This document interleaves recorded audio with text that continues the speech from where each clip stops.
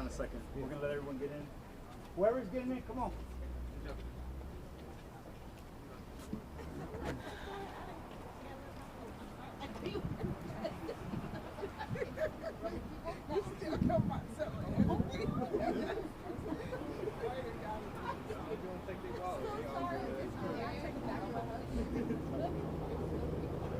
Y'all got to bear with me, man. My first time doing something like that. Oh, brother, you got this. You got it, man. Let's go. Speaking truth to power.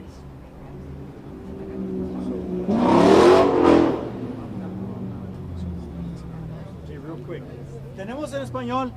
Claro. Ok, claro, ok. No los veo, perdón. Encandilado. Speaking truth to power. Es que estamos cieguitos con la luz. Ready to start? All right. I just want to introduce myself. My name is Alexander Perez.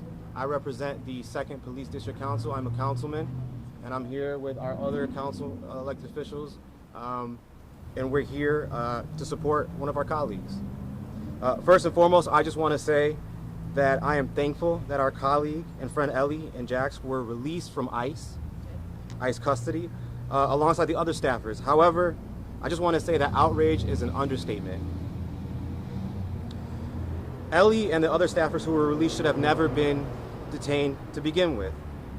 They were doing nothing more than exercising their rights. And those rights were violated for absolutely no reason whatsoever. An attack on one is an attack on all, and that is exactly why we are here. We are here to show support not only for our colleagues, but for our communities that are under attack. What is happening now in our country is a travesty, to say the least. This is not the America that we all love and support. This is something different, something unrecognizable, where innocent people are being snatched off the streets without rhyme or reason. There is no excuse for this, and what we need is to hold folks accountable. What we're seeing happening right now at the federal level is what happens when there is no accountability. If there has ever been a moment to rise up and fight back, it is now. We have to show the powers, those in power, that we are not afraid. We have to show those in power that we're not afraid, and we will not go quietly. We will come together and fight and overcome, just as we always have. Because that is the American way. If you know anything about Chicago, this is a city that will never yield. Will never yield. That's right. And with that, I want to introduce my fellow 17th District Councilor, Anthony Temez.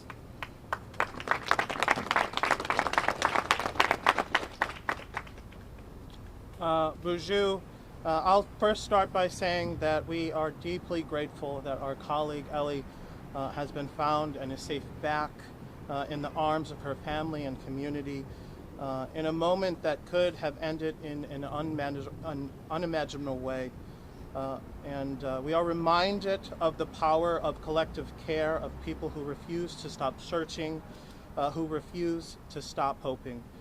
Ellie's safety is a blessing and a testament to what happens when our communities and our elected officials show up for one another, the way that we always have here in the city of Chicago.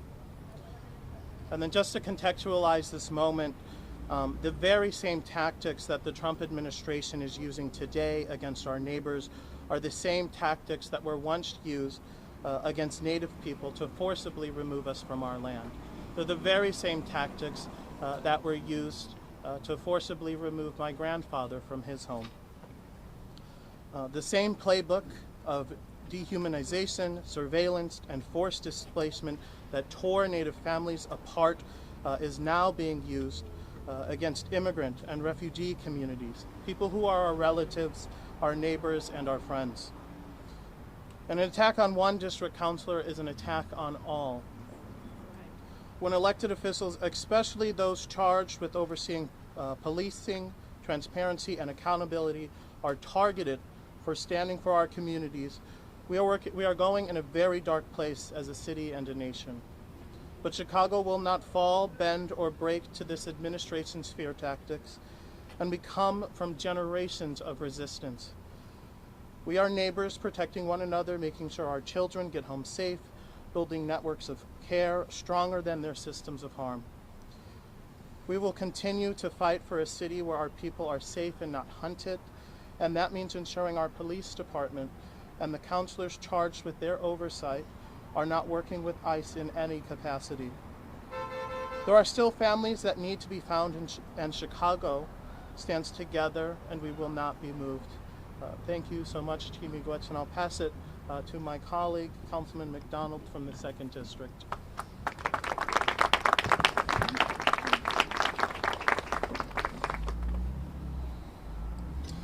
Good evening.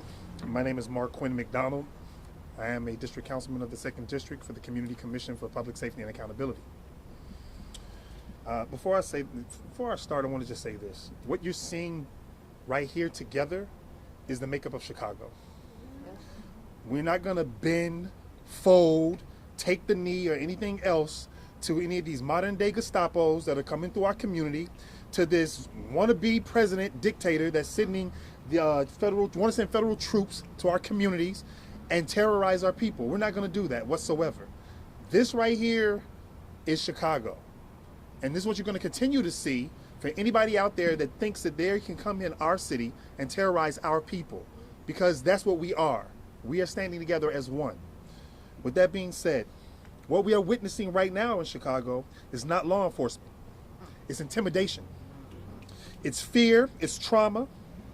When a district council member and 2 elected staffers can be taken by ICE, when families are living in fear in their own neighborhoods, we have crossed the moral line. And as a matter of fact, let me take that back. You've crossed the moral line. Thank you.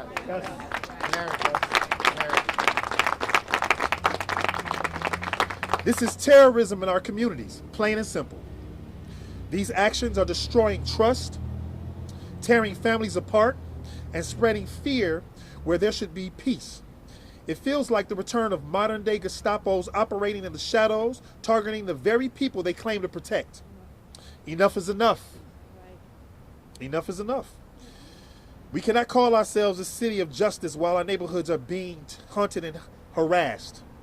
We cannot speak of freedom while peaceful families are being terrorized in their homes. This is why we come together to fight. This ends now. We must stay together, not tomorrow, not next week, but right now. We must stand together, fight together, protect one another from these oppressive tactics. Chicago is a city built on resilience, on courage and community. And today, we reclaim that spirit. We will not be silent. We will not be intimidated. We will not allow terror to define our neighborhoods. This moment is a moment that we stand. This is a moment that we act. And together, we will put an end to this. With that being said, I'm going to go ahead and pass it to our Congressman, Congressman Garcia. Thank you. Thank you to our public safety counselors who join us in this community this evening, happily to receive 2 people who were detained earlier in the most unfair and undemocratic manner for no reason other than that they cared for what was going on in our community. Since 6 a.m. this morning, we began to hear the helicopters hovering over our neighborhood, and they weren't here to report about traffic or about the weather. It was ICE helicopters laying the ground for one more siege of our community.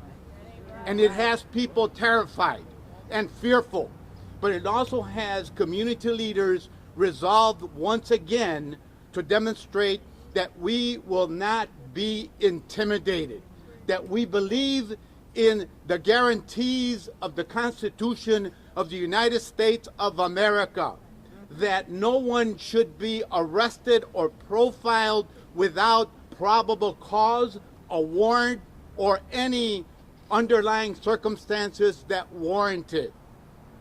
5 weeks ago, I stood on the floor of the House of Representatives after careful deliberation and thought about whether the words American Gestapo were relevant and fair. And today we have one more example of why it is proper and correct to refer to an agency that's gone rogue, that is set on violating the massive rights of people all over Chicago and all over America. That was a warning to what has occurred time and time again. On the southwest side of Chicago, on the northwest side of Chicago, in the southeast side of Chicago, in Brighton Park, and in suburban communities all over the metro area and Illinois. Why we are here today is to say that our neighborhoods are together and that we are building on the foundation that was laid 40 years ago by then Mayor Harold Washington when he proclaimed Chicago a welcoming city for all of us. And that's the bond that brings us together here as sisters and brothers, to say that we will not be pitted against each other, that we will not be intimidated, that we will uphold the meaning of true freedom and democracy and due process. We condemn what occurred here today as one more act of terror against our communities that are peaceful, that are hardworking, that are entrepreneurial, that have children, that are the future of the city and of the nation as well. And we reiterate our commitment to being a part of that building of this nation and of the city and of our neighborhoods. We're delighted to have our two public servants with us back tonight, but at the same time,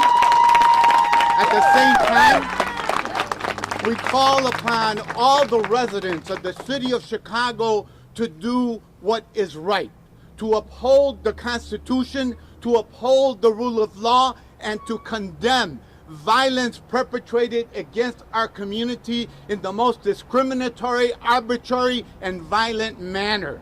That's why we are here tonight, because we wanted the last word, that we will stand by each other, that we are united, and that we believe in principles that we will not compromise on. We believe in the promise of the Declaration of Independence. We believe in the Constitution. We believe in the laws that we've enacted in Chicago, the state of Illinois, and we will fight back against any forces that seek to oppress us and drive us into the shadow of society, because we are as good as anyone in America, because we are proud Americans. Thank you. That's right.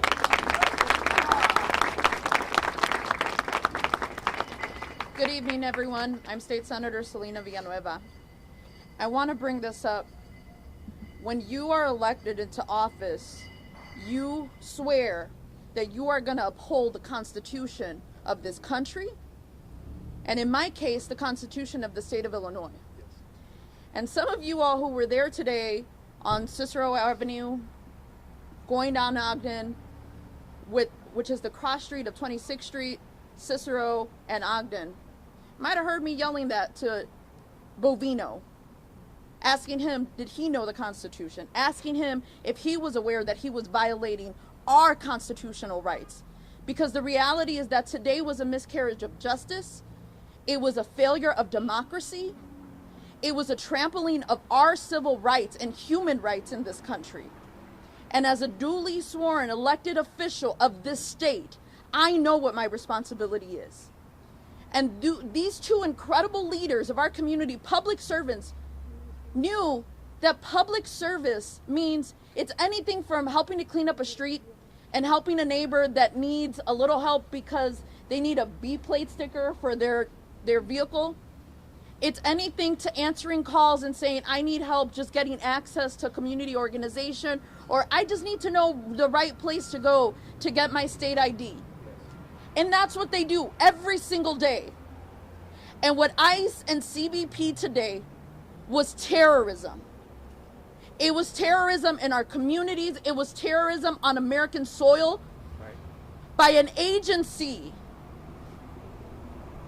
that is being given orders by someone in the White House who sees us as less than human, who sees us as less than people because of the color of our skin, who see us as less than because where we were born, where our parents were born, our history, our ancestry. But what you will see today, and what you'll see in all the videos on social media and the media, is the community fighting back against each and every one of those lies. Because today, I try to say, oh, there were just some car crashes and we were investigating. A, that's not their jurisdiction. B, they caused those car crashes. They caused people to be hurt today. They abducted and kidnapped several people. And now, while we're happy that we have Ellie and Jax with us, there are more people who are currently in ICE detainment that don't know if they're ever going to get out or they're ever going to see their loved ones. But here's the thing. We fight for them the way that we fight for Ellie and Jax. We fight for all those families. We fight for them because we know that they are somebody's loved one, that they are cared for, that there's somebody in the world that thinks about them when they're not around. We fight for them because they are human beings and because they have rights, human rights and civil rights. And while the occupant of the White House believes that it's okay to pick and choose whose rights he's okay with upholding, we don't. We uphold democracy. We uphold justice. We fight back in the face of tyranny and oppression. We fight back against kings who want to crown themselves kings, when in this country we don't recognize any king. We fight back because that's what the history of Chicago is. That's what the history of the state of Illinois is. And actually, that's the history of the United States. People fighting back for justice and the right to be heard, the right for representation, and the right to be seen. And we will fight back for everyone. Everyone. Muy brevemente, because I forgot I got to do it in Spanish. Muy brevemente, en español, soy la senadora estatal de Celina Villanueva, represento el distrito 12. Lo que sucedió hoy en La Villita y en Cícero era terrorismo. Lo que estamos viendo, lo que están haciendo, lo hacen para intimidar, para darle miedo a la comunidad, aterrorizar la comunidad, de decir, ustedes no deberían de estar aquí, se pueden ir. Y la realidad es, no piensen eso. Estamos aquí unidos como una comunidad de decir que nosotros tenemos derecho. Aunque ellos piensan que no los tenemos, sí los tenemos. Y vamos a luchar para cada familia que ahorita se encuentra en ICE, en Broadview y donde sea, para seguir luchando para sus derechos, la habilidad de poder estar aquí hoy presente y para nuestra democracia. Porque aunque la persona en la Casa Blanca piensa que nosotros no somos humanos y que no merecemos respeto y dignidad, nosotros lo merecemos de todo. Y tenemos derechos que vamos a seguir luchando para ellos. Muchísimas gracias. And with that, I want to bring up my sister in the fight, Commissioner Almanaya. Voy a hacer, me pidieron que hiciera I was asked to do only remarks in Spanish, so I'm gonna do that para los que están aquí. Buenas noches todos. Me llamo Almanaya, comisionada del suroeste de la ciudad de Chicago. Yo represento a muchas de las comunidades que han sido aterrorizadas, desafortunadamente, los últimos meses. Ataques que hemos visto donde los vendedores ambulantes han sido atacados. Hemos visto donde nuestros estudiantes no se sienten seguros yendo a las escuelas. Hemos visto muchas personas que ya no quieren ni acudir a comprar en los supermercados aquí localmente. Y hemos visto cómo nuestras comunidades han sido atacadas. Lo que se ve hoy y lo que se ha visto los últimos semanas, últimos meses, es una injusticia que se ha hecho de parte de cobardes. Porque se tiene que decir lo que es, son cobardes. Personas que se esconden bajo máscaras, bajo tácticas ilegales, bajo instrucciones de otros cobardes más grandes, todo en cuestión de lo que viene siendo muy plenamente racismo. No se le puede llamar nada más. No es porque están creando seguridad, no es porque están tratando de continuar enforzando las leyes, porque eso, las violaciones son muy claras, las hemos visto, hay videos, hay pruebas, y lo llamamos y lo recalcamos porque es muy importante. Estaba mencionando con alguien no hace mucho que qué legado les estamos dejando a nuestros niños, qué legado estamos dejando en la ciudad de Chicago, en el país, cuando antes mucha gente tenía el miedo de que los mandaran a la guerra, ¿verdad? The draft. Todos tenían mucho miedo de eso, nuestros jóvenes de otras épocas. Y ahora la guerra se les está haciendo en su comunidad. No podemos abrir nuestras puertas, no podemos ir a la escuela porque hay una guerra aquí mismo. El miedo que se está viendo aquí es algo que todos tenemos que tener mucha precaución y mucho miedo.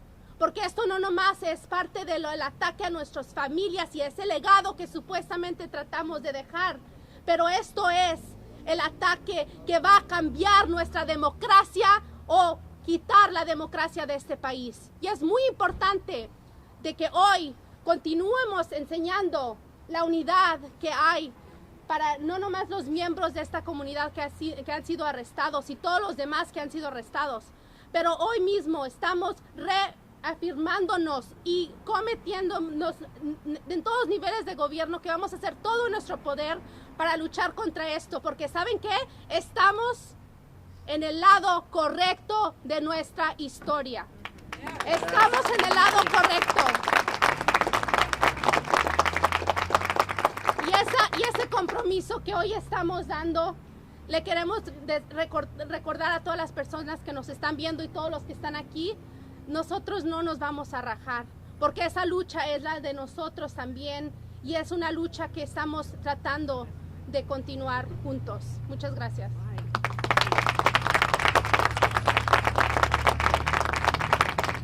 So I want to thank District Councilors Alex Perez and Merquin McDonald, 2nd, Dion McGill, 7th, Rose Marie Dominguez and Keisha Smith, 10, Chloe Vital, 12, Ashley Vargas, 14, Area Najim Ekua, 15, Beth Rockford, Anthony Temez, 17, Deidre O'Connor, 20, Angelica Green, 25. You like that, Angelica, right?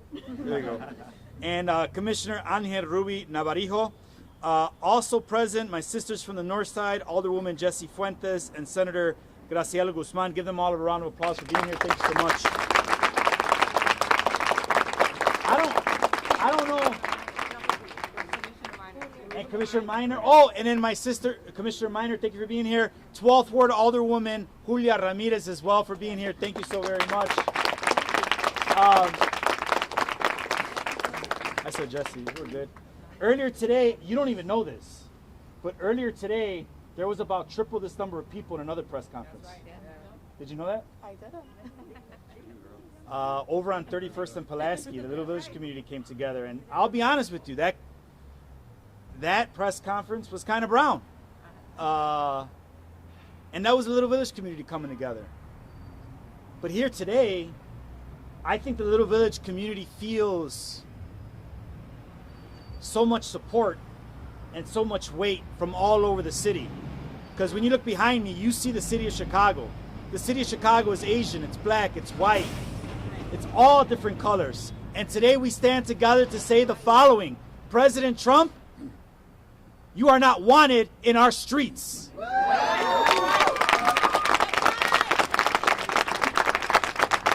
Your Gestapo is not wanted in our streets. Bovino is not wanted in our streets. You see, across the country, we've seen about 20% decreases in violence. In the city of Chicago, before this president came in, we saw 30% decreases in violence.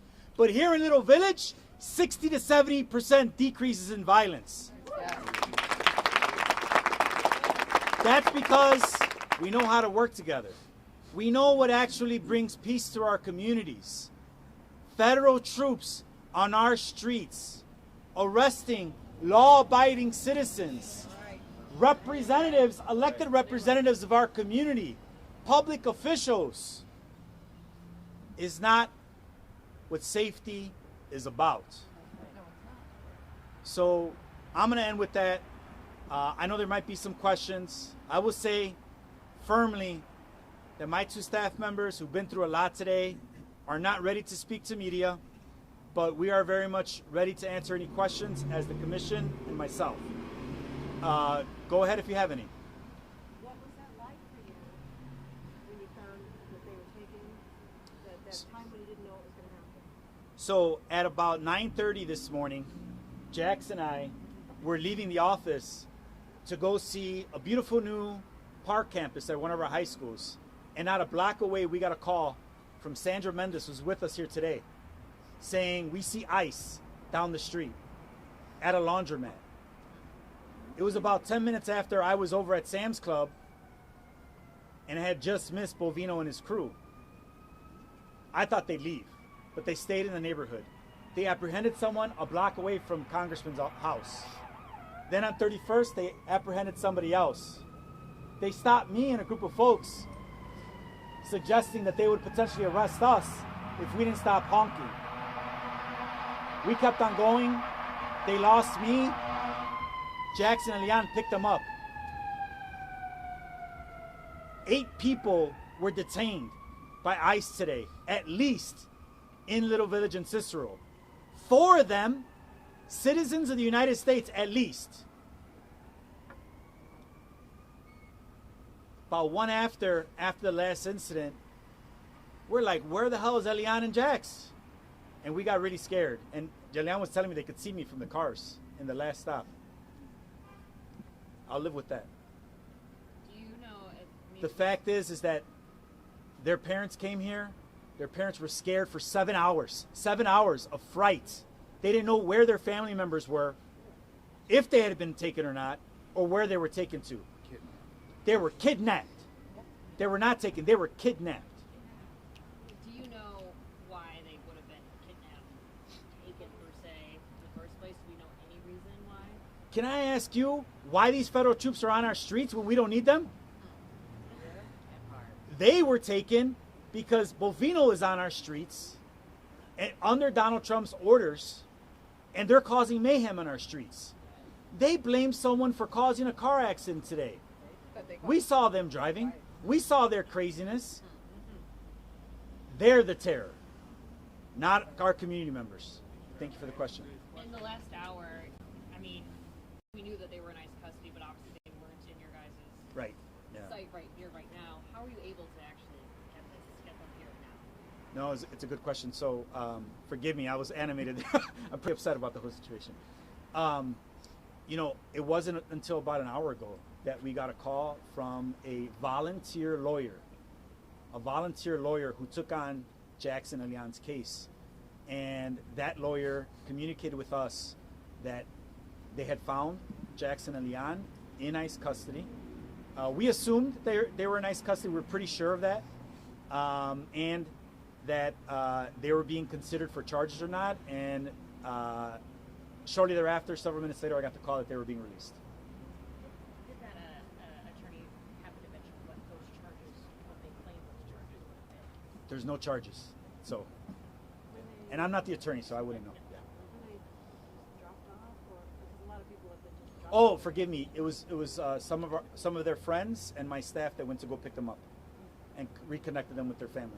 At the time, were they out trying to warn people? Were they part of the Absolutely. They're acting in their ability as public servants to make sure our neighbors are safe, to alert community members that they weren't just arresting the worst of the worst. They were arresting tamaleros, they were arresting food vendors, they were arresting citizens of the United States who've never committed any crimes whatsoever. That's what they were doing. They were, sorry. Sí, diga. Sí, puedes decir algo en español, brevemente, por qué los arrestaron y también si te dijeron cuál fue el trato que les dieron a ellos cuando estaban en custodia de ICE. Sí, la verdad es que llegaron oficiales federales en nuestras calles hoy día. Ellos causaron accidentes en nuestra comunidad. Ellos causaron que al menos 4 personas ciudadanos y 8 personas al menos sean secuestrados. En inglés le decimos kidnap. Ellos tienen toda razón. No nuestra gente que quiere abogar y ser testimonios y gente de apoyo a todos los residentes de la comunidad, aunque tienen papeles aquí en nuestra comunidad. Hay muchos reclamos sobre los abusos que dicen se están cometiendo adentro de Broadview, de ese centro migratorio. ¿Te dijeron algo sobre eso? ¿Los trataron bien? ¿Los trataron mal? ¿Cuál es la situación que se vive dentro de ahí? Ellos no fueron llevados al centro de Broadview, estuvieron en otra localidad. El motivo de sus arrestos tiene que ver con la gran mayoría de los arrestos. Son arbitrarios, están perfilando a quien parece ser latino o inmigrante o a quien les dé la gana. Por eso la advertencia que le hacemos al público esta noche es que hoy seremos nosotros, pero mañana serán ustedes. Así crece el fascismo, así crece la dictadura.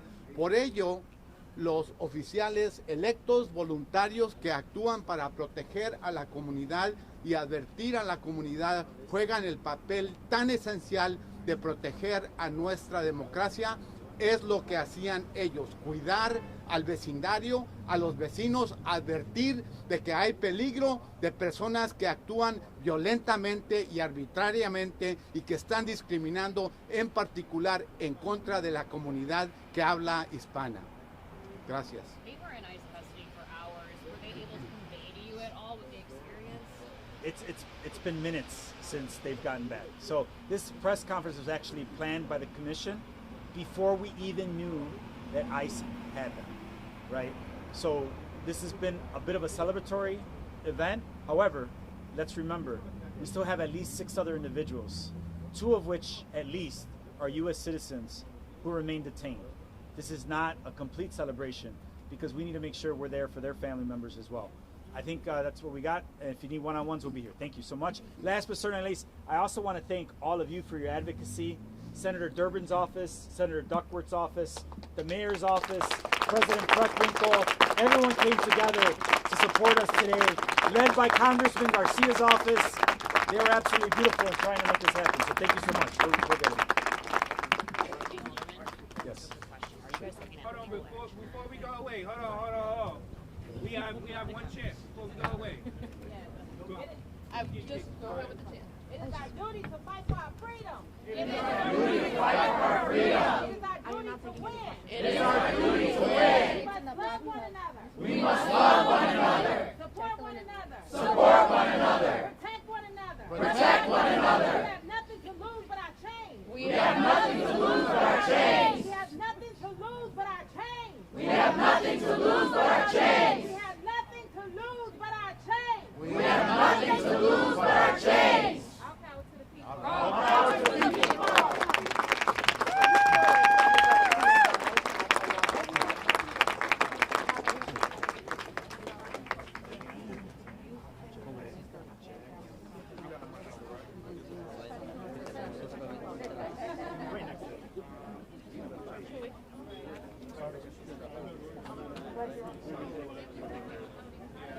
Congresista, ¿tiene un minuto para mí? Sí, claro.